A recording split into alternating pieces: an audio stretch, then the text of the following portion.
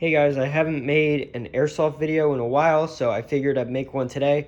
And that is how I made replica firearms from my games. And these three in particular are from Rainbow Six Siege. At least that's what I was basing them off of.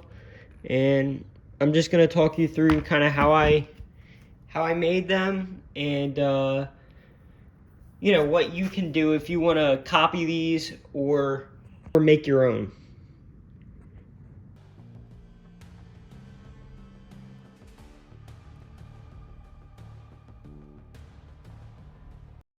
Okay, so starting off with Jaeger's 416C, I went and got a WE888C gas blowback off of Evike.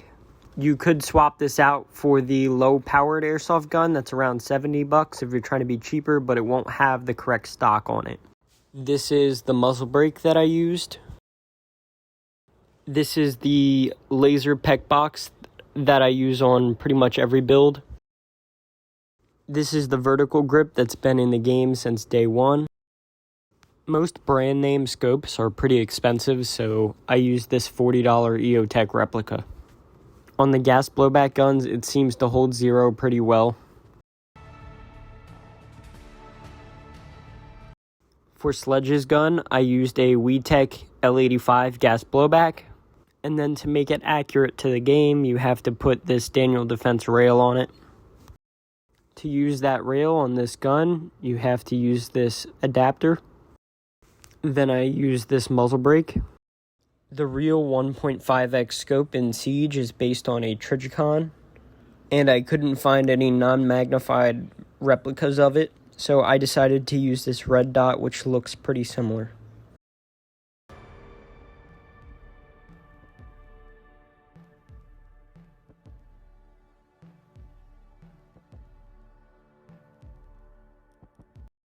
For the SMG-11, I decided to use a KWA Mac 11 NS2 as the base. The SMG-11 does not exist in real life, so I decided I would make a kit for the Mac 11 that would relocate the charging handle to the side and put a bunch of rails on it for the attachments. To do this, I used Onshape, and I 3D printed all my parts. The kit I made ended up consisting of 6 pieces: a bottom, a top, a bottom rail, and the bottom and top parts would house the new charging handle, which would still allow you to charge the gun, but stay forward when you're not using it. And the back would be sliding into where the old wire stock went in the Mac 11, but it would add a Picatinny rail, which would allow me to add a stock. For the stock, I found a cheaper $60 version of an MCX stock that attaches and folds with a Picatinny rail. Something I forgot to show online was this $10 pistol laser sight that I picked up. Some tips for creating replicas from games and movies in real life would be to do the research first. As you can see, the angled grip in Siege is a Magpul angled grip, and the ACOG can be found for $70 as a replica. A 3D printer is also essential when it comes to making sci-fi builds or saving you some money. It can really help.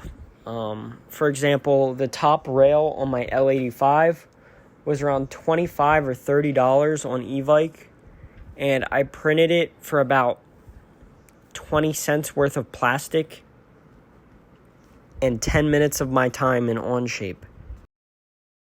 Not only that, but it can also be used to make low-profile sight protectors for my airsoft players out there, and some parts that may break and be hard to find.